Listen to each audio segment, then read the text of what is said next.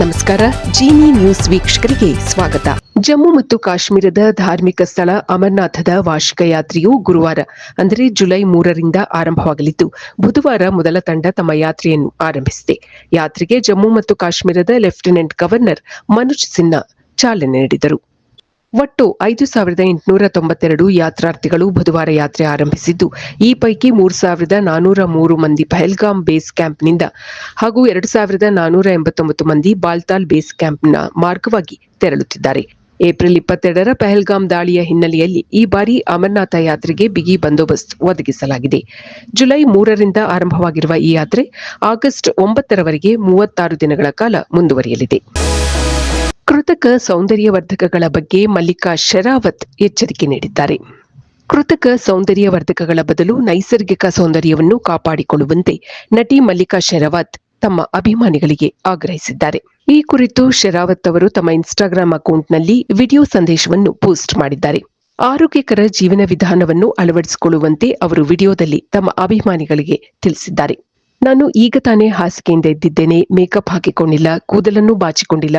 ನಾನು ಮಾಡುತ್ತಿರುವ ಮೊದಲ ಕೆಲಸ ನಿಮಗಾಗಿ ಈ ವಿಡಿಯೋ ಮಾಡುತ್ತಿದ್ದೇನೆ ಎಂದು ತಿಳಿಸಿರುವ ಮಲ್ಲಿಕಾ ಶೆರಾವತ್, ನಾವೆಲ್ಲರೂ ಒಟ್ಟಾಗಿ ಬೋಟಾಕ್ಸ್ ಕೃತಕ ಸೌಂದರ್ಯವರ್ಧಕವನ್ನು ತ್ಯಜಿಸೋಣ, ಉತ್ತಮ ಜೀವನ ವಿಧಾನವನ್ನು ಅಳವಡಿಸಿಕೊಳ್ಳಿ ಎಂದು ಹೇಳಲು ನಾನು ಈ ವಿಡಿಯೋವನ್ನು ನಿಮ್ಮೊಂದಿಗೆ ಹಂಚಿಕೊಳ್ಳುತ್ತಿದ್ದೇನೆ ಎಂದು ತಿಳಿಸಿದ್ದಾರೆ. ಕಳೆದ ವಾರ ನಟಿ ಶೆಫಾಲಿ ಜರಿವಾಲಾ ಅವರ ಮರಣದ ನಂತರ ಶೆರಾವತ್ ಈ ವಿಡಿಯೋ ಮಾಡಿದ್ದಾರೆ.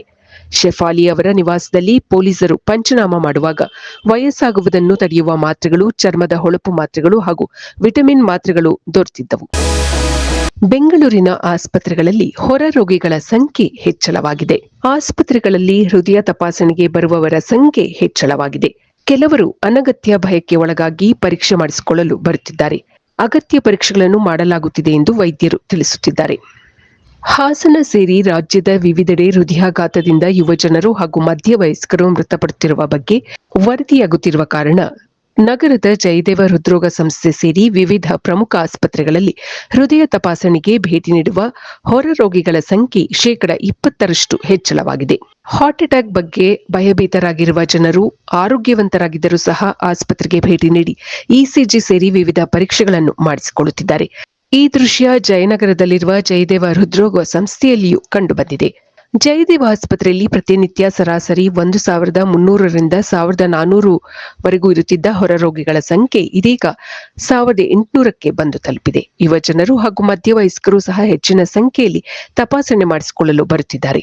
ಇದೇ ರೀತಿ ನಾರಾಯಣ ಹೃದಯಾಲಯ, ಫೋರ್ಟಿಸ್ ಸೇರಿ ವಿವಿಧ ಖಾಸಗಿ ಆಸ್ಪತ್ರೆಗಳಲ್ಲಿಯೂ ಹೃದಯ ತಪಾಸಣೆಗೆ ಬರುವವರ ಸಂಖ್ಯೆ ಏರಿಕೆಯಾಗಿದೆ. ಬದಲಾದ ಜೀವನ ಶೈಲಿ, ಮಧುಮೇಹ, ಅಧಿಕ ರಕ್ತದೊತ್ತಡ, ಮಾನಸಿಕ ಒತ್ತಡ, ಧೂಮಪಾನದಂಥ ವ್ಯಸನದಿಂದಲೂ ಹೃದಯ ಸಮಸ್ಯೆ ಕಾಣಿಸಿಕೊಳ್ಳುವ ಸಾಧ್ಯತೆ ಇದೆ. ಯುವ ಜನರಲ್ಲಿಯೂ ಒತ್ತಡ ಹೆಚ್ಚಾಗುತ್ತಿದೆ. ಪರೀಕ್ಷೆ, ಉದ್ಯೋಗ ಸೇರಿ ವಿವಿಧ ಒತ್ತಡಗಳನ್ನು ಅವರು ಎದುರಿಸುತ್ತಿದ್ದಾರೆ. ಇದರಿಂದಾಗಿಯೂ ಹೃದಯಾಘಾತ ಕಾಣಿಸಿಕೊಳ್ಳುವ ಸಾಧ್ಯತೆ ಇದೆ ಎಂದು ಹೃದ್ರೋಗ ತಜ್ಞರು ತಿಳಿಸಿದ್ದಾರೆ.